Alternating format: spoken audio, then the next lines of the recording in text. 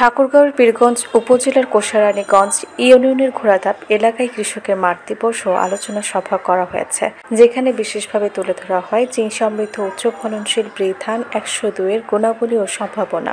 বুধবার বিকেলে আন্তর্জাতিক খাদ্যনীতি গবেষণা ইনস্টিটিউটের হারভেস্ট প্লাস প্রোগ্রামের রিয়েকশন প্রকল্পের আয়োজনে ঘোড়াধাপ সরকারি প্রাথমিক বিদ্যালয় মাঠে মাঠ দিবস ও আলোচনা সভা অনুষ্ঠিত হয়। অনুষ্ঠানে উপস্থিত ছিলেন পীরগঞ্জ উপজেলা কৃষি সম্প্রসারণ অধিদপ্তরের অতিরিক্ত কর্মকর্তা ইসরাত জাহান লিমা, কৃষি উপসহকারী মোহাম্মদ মোস্তফা আলম, মোসাম্মদ শ্যামলী আক্তার, হারভেস্ট প্লাস বাংলাদেশের প্রজেক্ট ম্যানেজার কৃষিবিদ মোহাম্মদ শাহিনুল কবির, ইএসডিও ও রিয়েকশন প্রকল্পের ফোকাল কৃষিবিদ মোহাম্মদ আশরাফুল আলম, ইএসডিওর প্রকল্প কর্মকর্তা মোহাম্মদ কামরুল ইসলাম সহ শতাধিক কৃষক কৃষানী।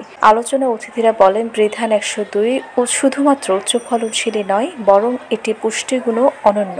এতে বিদ্যমান জিঙ্ক শিশু, কিশোর কিশোরী ও গর্ভবতী নারীদের পুষ্টির ঘাটতি পূরণে গুরুত্বপূর্ণ ভূমিকা রাখতে পারে। কম পানি, কম সার এবং কম পরিচর্যাতে এই জাত থেকে মিলছে ভালো ফলন, যা কৃষকদের জন্য একটি বড় সুযোগ। সভায় কৃষকদের ধান উৎপাদন, পরিচর্যা ও বীজ সংরক্ষণের কৌশল সম্পর্কে ধারণা দেওয়া হয়। উপস্থিত কৃষকদের অনেকেই জানান, তারা ভবিষ্যতে ধান 102 চাষে আরো বেশি আগ্রহী, কারণ এটি শুধু আয়ই বাড়াবে না, বরং পরিবার ও সমাজের পুষ্টি নিশ্চিত করবে। রিয়েকশন প্রকল্পটি কানাডা সরকারের অর্থায়নে World Fisher Nutrition International, McGill বিশ্ববিদ্যালয় ও হারভেস্ট প্লাসের যৌথ উদ্যোগে বাস্তবায়িত হচ্ছে। বাংলাদেশে এই প্রকল্প পরিচালিত হচ্ছে আরডিআরএস ও ইএসডিওর মাধ্যমে। আয়োজকদের পক্ষ থেকে জানানো হয়, হারভেস্ট প্লাস দীর্ঘদিন ধরে জিঙ্ক সমৃদ্ধ ধান, গম এবং মসুর ডাল সহ বায়োফর্টিফাইড খাদ্যশস্যের উন্নয়নে কাজ করে যাচ্ছে, যা খাদ্য নিরাপত্তার পাশাপাশি পুষ্টি নিরাপত্তাও কাজ করছে।